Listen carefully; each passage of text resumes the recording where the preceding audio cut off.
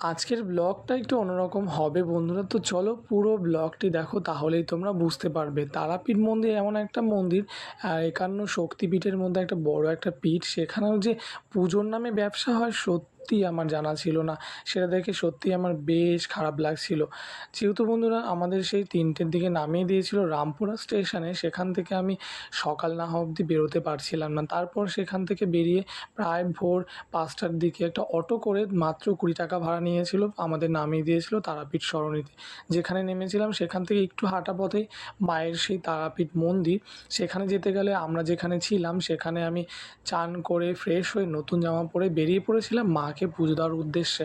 কিন্তু ওই যে বললাম না, টাকা থাকলে সব কিছু হয়। তুমি এখন টাকা ফেলো সেখানে গিয়ে। এখানে পুজোর নামে চলছিল এক প্রকার ব্যবসা।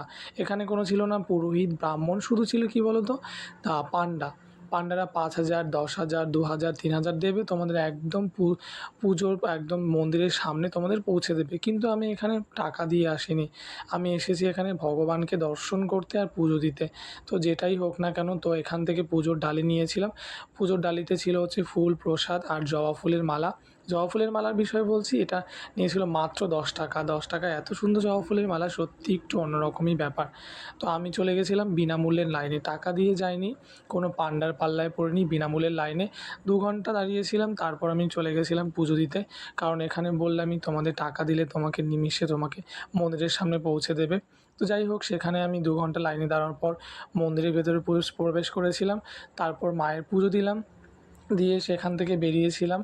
আর বেরিয়ে সামনেই হচ্ছে তারাপীঠ মন্দিরের পুকুর, সেখানেও ধূপবাতি মোম জ্বালিয়েছিলাম, জ্বালিয়ে বসে পড়েছিলাম সেই তারা মায়ের মন্দিরের সেই অন্নপ্রসাদ গ্রহণ করার জন্য। যেহেতু দুপুর তখন ২টো ২:৩০ বেজে গেছিলো, মায়ের সেই প্রসাদ খাওয়ার জন্য সবাই বসে পড়েছিল, আমিও কেন বাদ যাই, তো আমিও বসে পড়লাম সেখানে।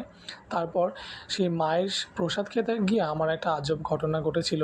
হ্যাঁ, মায়ের প্রসাদে ছিল প্রথমে পাঁপড়, পোলাও, সাদা ভাত, তারপর একটা ঘন্টর মতো ছিল, তারপর পটল আলুর তরকারি আর একটা নিরামিষ মাছ, যেটা মাকে ভোগ দেওয়া হয়েছিল। নিরামিষ মাছ যেটা মাকে প্রতিদিনই ভোগ দেওয়া হয়, সেটা আমাদের খেতে দেওয়া হয়েছিল। মানে নিরামিষ মাছ, এর মধ্যে পেঁয়াজ রসুন থাকবে না, শুধু আদা দিয়ে তৈরি করা হবে। সত্যি আমি খেয়ে অদ্ভুত একটা জিনিস কাজ করলো, মনেই হচ্ছে না আমি কোনো নিরামিষ মাছ খাচ্ছি, তাও আবার তারা আমার প্রসাদ। তো যাই হোক, তারপর শেষ পাতে ছিল হচ্ছে পায়েস, চাটনি, মিষ্টি। মিষ্টির জন্য সবার জন্য বরাদ্দ ১ পিস করে, কিন্তু তারা মায়ের আশীর্বাদে আমার প্লেটে ২ পিস মিষ্টি চলে এসেছিলো। আশেপাশ থেকে বলছিল তোমার ভাগ্যটা খুব ভালো। তো যাই হোক, আমার এটা শুনে বেশ প্রাউড ফিল লাগছিল, গর্ব লাগছিল, ভাগ্যবান মনে হচ্ছিলো নিজেকে। তো এই ছিল আজকের মিনি ব্লগ। তোমরা অবশ্যই জানিও কেমন লাগলো আমার এই ছোট্ট মিনি ব্লগটি। সবার শেষে একবার